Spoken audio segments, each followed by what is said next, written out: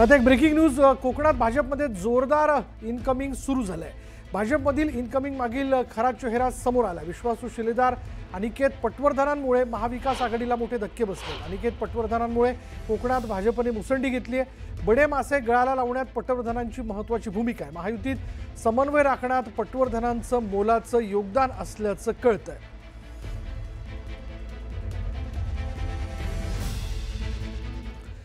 आणि पुन्हा एकदा सदोष अशा मतदार याद्या निर्दोष करण्याच्या दृष्टीने त्यांनी प्रयत्न केले असं सांगितलं। मग महाराष्ट्रामध्ये सुद्धा निवडणुका आहेत, त्या आधी डबलिंगचे जे आहेत अशा अनेक शंका आहेत, त्या शंकांचं निरसन करण्यासाठी काय प्रॉब्लेम आहे? तुम्हाला वाटत नाही हे बाकीचे सगळे राजकीय पक्ष म्हणतात की आम्हाला या सगळ्यातनं पारदर्शक पाहिजे, तुमची अपेक्षा नाहीये का?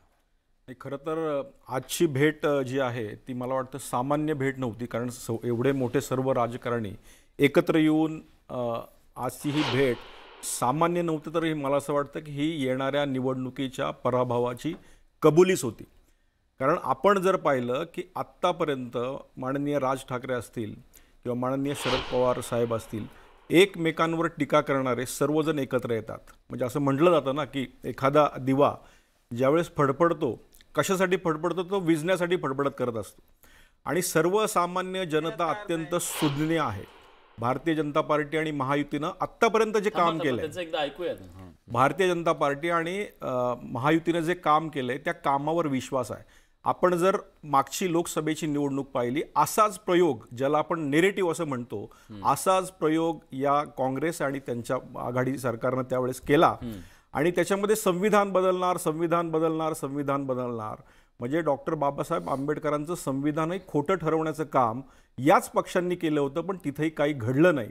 आणि ज्या महायुती सरकारनं खऱ्या अर्थानं ज्यावेळेस संविधान बदलणार हा नेरेटिव्ह त्यांनी सेट केला होता आणि तो सर्वसामान्यांपर्यंत पोहोचवण्याचा प्रयत्न, नाही प्रश्न मला कळला तुम्हाला, पण मला हेच सांगायचं की आजची जी भेट होती ती भेट जी आहे ती एकत्रीकरण, सगळ्यांनी येऊन हे नेरेटिव्ह सेट करायचं आणि जनतेची परत एकदा दिशाभूल करायची। मला एक सांगा की आज आपण सगळे एकत्र आलात आणि त्या ठिकाणी पटत नाहीये तुमचं म्हणणं? नाही, कुणाला पटणारच नाही ना, कसं पटेल? त्यांचंही म्हणणं मला पटत नाहीये। नाही, पण तुम्हाला हे तरी पटतं की नाही?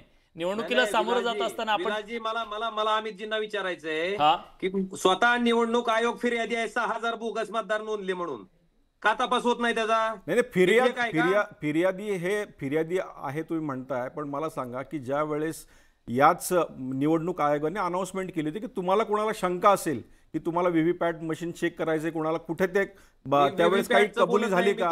ज्यावेळेस सर्वोच्च न्यायालयाची 6000 मतदाराची नोंदणी झाली, याच्या बाबतीत स्वतः मुख्य निवडणूक निर्णय अधिकारी जे आहेत तुळजापूर विधानसभा मतदारसंघाचे, त्यांनी फिर्याद दिली आहे, त्यांनी पुरावे दिलेत, कुठल्या मोबाईल नंबरवर ती बोगस मतदाराची नोंदणी झाली, कुठल्या कॉलेजेसचे मुलं आहेत ते दिलंय, का तपास होत नाही? हा तपास झाला तर लक्षात येईल ना कोण कशा पद्धतीने त्या ठिकाणी बोगस मतदाराची नोंदणी करते हे लक्षात येईल। यंत्रणा जी आहे महाराष्ट्रातली असो किंवा केंद्रातली असो, स्वायत्त यंत्रणा, मला तुम्हाला विचारायचं 1 वर्षापासून का तपास होत नाही? स्वायत्त यंत्रणा जर चांगली काम करत नसेल तर आपण सगळ्यांनी मिळून त्याच्याबद्दल बोललं पाहिजे की नाही? 100% बोललं पाहिजे। पण माझा मुद्दा हा आहे की आज बोलत असताना मला एक प्रश्न सर्वच जे सगळे पक्ष एकत्र आले त्यांना विचारायचा आहे की याच्या आधी आपण का नाही बोललात? इलेक्शन आलं म्हणून सगळ्यांनी एकत्र यायचं आणि चुकीच्या पद्धतीने आधीच बोलतायत ना, इलेक्शनला झालं गेलं गंगेला मिळालं, ते मागचं काय ते झालं गेलं गंगेला मिळालं, आता इलेक्शन बद्दलच बोलताय।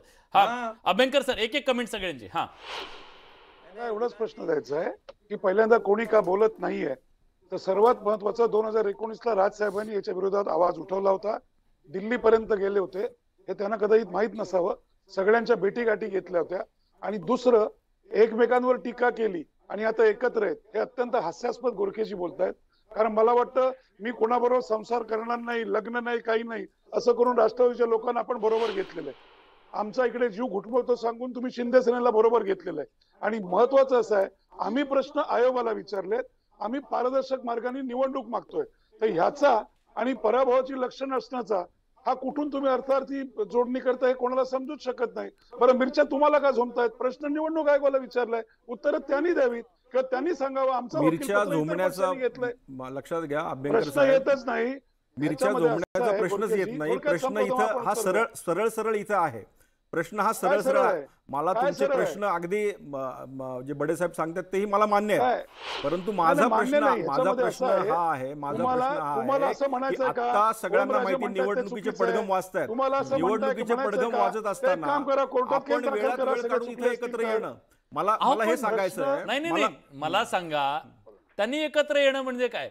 त्यांना ह्या निवडणुका पारदर्शक व्हाव्यात तुम्ही त्याच्यासाठी सत्तेकरता त्यांनी एकत्र दाद आलात, मागणं सत्तेकरता पक्ष चुकीचं काय बोलले. याच्यामध्ये? आम्ही- दाद मागणं आम्ही चुकीचंच लोकशाही नाहीये. मार्गाने 100% मतदान घेण्याकरता दाद एकत्र मागणं येतोय. चुकीचं नाहीये, हा. पण अशा प्रकारे एकत्र येऊन एखादा नेरेटिव्ह सेट करणं आज लोकांना narrative set झाला? या माध्यमातून narrative लोकांना काय set खोडून काढा ना त्यांचा narrative. सातत्यानं खोडून निघणारच आहे. लोक आज सुज्ञ आहेत, लक्षात घ्या. लोक अत्यंत सुज्ञ आहेत. कुठली नाव एक एक जण एक जण बोलूया. तुम्हाला चालेल का ते? माझं आपल्याला आव्हान आहे, माझं आपल्याला आव्हान आहे की आम्ही जे दाखवतोय, ओमराजे जे सांगतायत ते खोटं पाडून दाखवा. आम्ही सांगतोय दुबार मतदान, बोगस नावं आहेत, हे आपण खोटं पाडून दाखवा. हे बघा, नुसतं खोटं येऊन पाडणं पराभवाची आणि लक्षणं सांगू जसं नका. ओमराजे म्हणाले की आज कोर्टामध्ये किंवा त्या निवडणूक आयोगाच्या त्या समितीमध्ये हा करताय काय? निर्णय होणार आहे.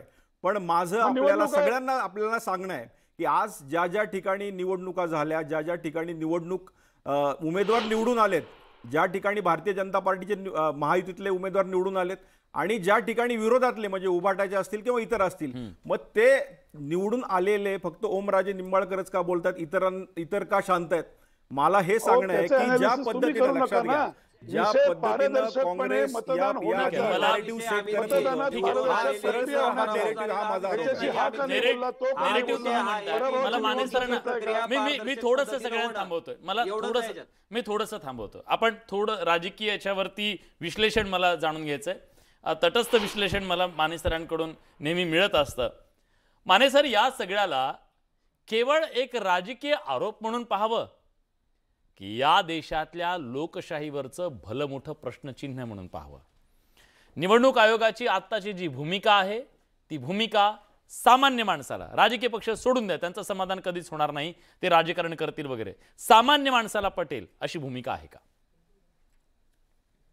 लोकशाहीवरचं भलं मोठं प्रश्नचिन्ह असं थेट म्हणजे ते जरा थोडं अधिक होईल. हा विषय जो आहे तो निवडणूक आयोगाच्या विश्वासार्हतेचा आहे. निवडणूक आयोग ही जसं आता उल्लेख केला जातो वारंवार, तसं ती घटनात्मक संस्था आहे, ती कॉन्स्टिट्युशनल बॉडी आहे आणि त्याचबरोबर ती ऑटोनॉमस आहे, ती स्वायत्त आहे.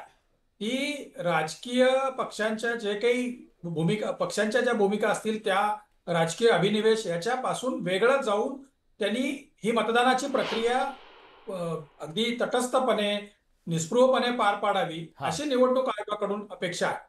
आणि दुर्दैवाने ते आता होताना दिसत नाही आणि त्यामुळे निवडणूक आयोगाची विश्वासार्हता मात्र नक्की पणाला लागली आहे. त्याची काही कारणं आहेत. एक तर पहिला मुद्दा असा आहे की आता ओमराजेंनी ज्याचा उल्लेख केला होता तसे महाराष्ट्रात आणखी काही उदाहरणं आहेत. त्याच्यामधलं राजुऱ्याचं उदाहरण स्वतः राहुल गांधींनी काढलं आळंदच्या बरोबर, जिथं राजुऱ्यामध्ये याच पद्धतीनं निवडणूक आयोगाने दाखल केलेली ती तक्रार आहे. निवडणूक आयोगाच्या अधिकाऱ्याने म्हणजे रिटर्निंग ऑफिसरनी की अशाच पद्धतीनं मतं तिथं ज्या पद्धतीनं वगळली गेली वगैरे अशा स्वरूपाचा किंवा वाढवली गेली, असे अनेक ठिकाणी राज्यात अन्य ठिकाणी पण आहे. आणि मग साधारणपणे सामान्य मतदारांची अपेक्षा अशी आहे की ही जी निवडणूक यादी आहे तिच्यामध्ये जे काही दोष आहेत ते दोष आहे त्याच्याबद्दल आक्षेप नाहीये, परंतु पुढच्या निवडणुकीपर्यंत ते दोष दूर करायला पाहिजेत ना प्रामाणिकपणे. आणि ते प्रयत्न प्रामाणिक पाहिजे. ते राजकीय भूमिका घेऊन नाही चालणार किंवा राजकीय पक्षांच्या भूमिकेत जाऊन ते नाही करायला पाहिजे. निवडणूक आयोगाने स्वायत्तता त्यांची जी आहे ती पूर्णपणे राबवायला पाहिजे आणि त्यानुसार करायला पाहिजे. दुसरा महत्वाचा मुद्दा असा आहे की आता ज्यावेळेला बिहारच्या निवडणुकीची घोषणा झाली तर त्याच्या 6-7 दिवस अगोदर 1 ऑक्टोबरला बिहारची अंतिम यादी जाहीर केली. आणि आपल्याकडे आपण जनरली असं समजतो की निवडणुकीचं नोटिफिकेशन निघेपर्यंत तुम्हाला मतदार यादीमध्ये सुधारणा करता येते. अंतिम मतदार यादी जी आहे ती नोटिफिकेशन पर्यंत जर करता येते. आता सुप्रीम कोर्टाने जर 31 जानेवारी 2026च्या अगोदर निवडणुका घ्या असं सांगितलंय, म्हणजे आतापासून साधारणपणे 3.25 महिने आहेत किंवा 3.5 महिने आहेत. तर या 3.5 महिने शिल्लक असताना 1 जुलैच्या मतदार यादीवरतीच निवडणूक होईल स्थानिक स्वराज्य संस्थांची, विशेषतः महानगरपालिकेची. असा हट्ट कसा काही निवडणूक आयोग धरू शकतं? 4 महिने अगोदर, 3.5 महिने अगोदर.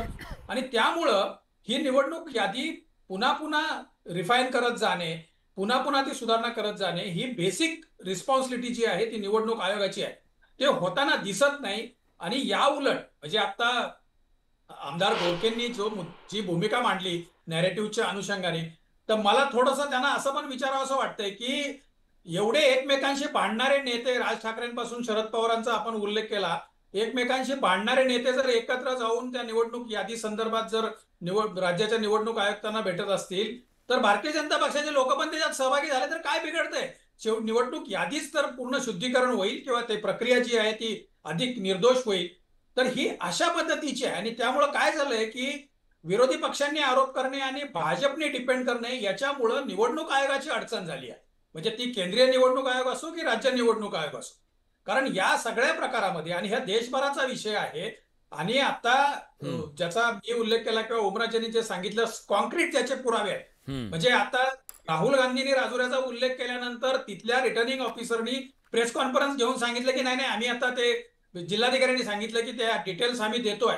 आता तुळजापूरची माहिती तर वेगळीच येते, म्हणजे ते ऑलरेडी डिटेल्स गेलेले आहे. म्हणजे ज्या सीआयडीला कर्नाटकमधले डिटेल्स मिळत नव्हते तशा स्वरूपाचे डिटेल्स जर तुळजापूरच्या रिटर्निंग ऑफिसरनी जर दिलेले असतील तर निवडणूक आयोगाची ती अधिक जबाबदारी आणि पोलिसांची जी जबाबदारी जी आहे ती वाढते. मला असं वाटतं की याचं पॉलिटिकल बॅटलमध्ये रूपांतर झाल्यामुळं निवडणूक आयोगाची अडचण झाली आहे आणि निवडणूक आयोगाची क्रेडिबिलिटी प्रचंड म्हणजे त्यांची विश्वासार्हता जी आहे ती पणाला लागलेली आहे आणि त्याच्यातून बाहेर पडण्यासाठी काहीतरी प्रयत्न करायला पाहिजे. हनुमंतजी, मला तुम्हाला तेच विचारायचं आहे, या सगळ्यातनं बाहेर पडण्यासाठी खरं तर या देशातल्या नागरिकाला ना तुमच्या राजकीय बॅटलमध्ये कवडीचा इंटरेस्ट नाही आहे, पण त्याला इंटरेस्ट एका गोष्टीत आहे, मी दिलेलं मतदान योग्य ठिकाणी जातंय की नाही आहे आणि या देशातली लोकशाही प्रक्रियेतली निवडणूक प्रक्रिया जी आहे ना ती निर्दोष असली पाहिजे, हा सामान्य माणसाचा निश्चितपणे इंटरेस्ट आहे. काय व्हायला हवं असं तुम्हाला वाटतं आणि काय होत नाहीये? विलासजी, मला एक साधा एक शेर मला सांगायचा आहे. तूफा से क्या बात हुई प्यारे मांझी सच बतलाना, तूफा से क्या बात हुई प्यारे मांझी सच बतलाना, दरिया गिरवी रखा है या साहिल कोई बेच आहे. हा माझा प्रश्न आहे निवडणूक आयोगाला. अरे हिंगणा मतदारसंघ, तुळजापूर, राजुरा, आळंद मतदारसंघ, बेंगलोर मधला महादेवपुरा मतदारसंघ, 10 लाख पेक्षा जास्त मतदारसंघामधल्या लोकांची नावं, 10 लाख नावं आम्ही दिलेली की ही बोगस नाव आहेत. एका घरामध्ये 200 नावं कशी असू शकतात? 80-85 वर्षाचा माणूस पहिल्यांदा निवडणूक यादीमध्ये कसा येऊ शकतो? 5-5 राज्यामध्ये एक माणसाचं नाव कसं असू शकतं? आणि तुम्ही याची सुरुवात संसदेमध्ये आणि निवडणूक आयुक्त नेमण्यामधून न्यायाधीशाला काढून टाकलं. सीसीटीव्ही फुटेजचा कायदा बदलला तुम्ही. निवडणूक आयोग हा भारतीय जनता पक्षाच्या शाखेमध्ये विलीन झालेला आहे, त्याचाच आज प्रत्यय महाराष्ट्रामध्ये पण आला. अहो आम्ही कागद घेऊन सांगतोय, माणसं, जिवंत माणसं आनंदमध्ये राहुलजींनी उभा केली की हा माणूस इथं उभा आहे आणि हा मेला म्हणून याचं नाव यादीतून काढलेलं आहे. निवडणूक आयोगाच्या तोंडावर पट्टी बांधलेली आहे. केंद्रीय निवडणूक आयोग ऍफिडेव्हिट मागतायत. अरे काय लावलंय तुम्ही हे? या देशामध्ये अराजक आणायचंय का निवडणूक आयोगाला? भाजपा, काँग्रेस, राष्ट्रवादी लढाई बाजूला ठेवा, पण मेलेला माणूस जर जिवंत आहे म्हणून दाखवून बोगस मतदान करून जाता आणि जिवंत असलेल्या माणसाला कुठलीही नोटीस न देता, कुठलंही कारण न सांगता यादीच्या बाहेर टाकता, तर हा घटनाद्रोह आहे, हा देशद्रोह आहे. आणि भारतीय जनता पक्षाच्या आशीर्वादाने हे सुरू आहे का? कारण हिंगणा मतदारसंघामध्ये बोललं भाजपाचीच लोक येतात. आमचं शिष्टमंडळ जाऊन निवडणूक आयोगाला भांडतंय तर भाजपाचीच लोक वकिली करतायत. केंद्रीय निवडणूक आयोग आम्हाला ऍफिडेव्हिट मागतायत. राहुलजी गांधी यांनी 10 लाख पेक्षा जास्त मतदानाचे पुरावे दिलेले आहेत. निवडणूक आयोग बोलायला तयार नाही. ठीक आहे, मी विचारतो, आम्ही